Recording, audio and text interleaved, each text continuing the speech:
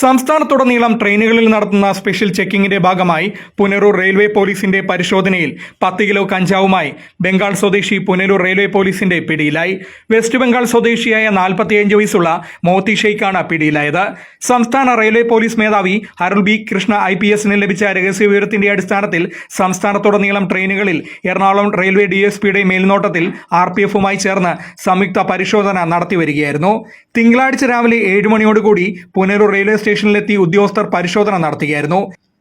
ഈ സമയം ഒരാൾ ബാഗുമായി ഓവർബ്രിഡ്ജിന്റെ മുകളിൽ നിൽക്കുന്നത് ശ്രദ്ധയിൽപ്പെട്ട പോലീസ് സംഘം ഇയാളെ വിളിച്ചെങ്കിലും ഇയാൾ പരിഭ്രമിച്ച് വേഗത്തിൽ നടന്ന് രണ്ടാമത്തെ പ്ലാറ്റ്ഫോമിന്റെ പുതിയ ലിഫ്റ്റിന്റെ പണി നടക്കുന്ന സ്ഥലത്തെത്തുകയും ചെയ്തപ്പോൾ പിന്തുടർന്ന പോലീസ് സംഘം ഇയാളെ ബലമായി തടഞ്ഞു നിർത്തി ബാഗിൽ പരിശോധന നടത്തിയപ്പോഴാണ് കഞ്ചാവ് കണ്ടെത്തിയത്. 9 പൊതികളിലായി 10 കിലോയോളം കഞ്ചാവ് മോത്തി ഷെയ്ഖിന്റെ പക്കൽ നിന്ന് കണ്ടെത്തി. തുടർന്ന് ഇയാളെ സ്റ്റേഷനിൽ കൂട്ടിക്കൊണ്ടുവന്ന് കൂടുതൽ ചോദ്യം ചെയ്യവെയാണ് ഈ കഞ്ചാവ് ജാർഖണ്ഡിൽ നിന്നും കേരളത്തിൽ വിൽപ്പനയ്ക്കായി എത്തിച്ചതാണെന്ന് ഇയാൾ റെയിൽവേ പോലീസിനോട് പറഞ്ഞത്.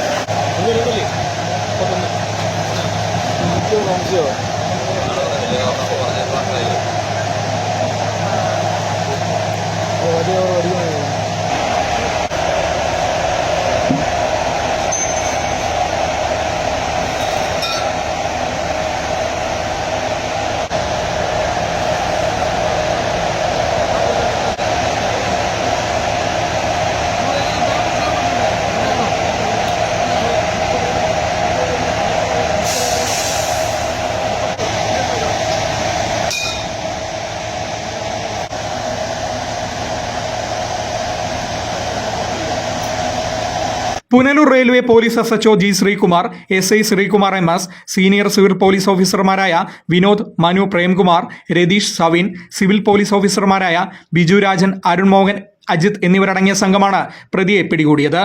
നോർത്ത് ഇന്ത്യയിൽ നിന്ന് കേരളത്തിലേക്ക് ട്രെയിൻ മാർഗം കഞ്ചാവ് കടത്തുന്നതായി ബഹുമാനപ്പെട്ട റെയിൽവേ SP അവർക്ക് രഹസ്യ വിവരം ലഭിച്ചതിനെ തുടർന്ന്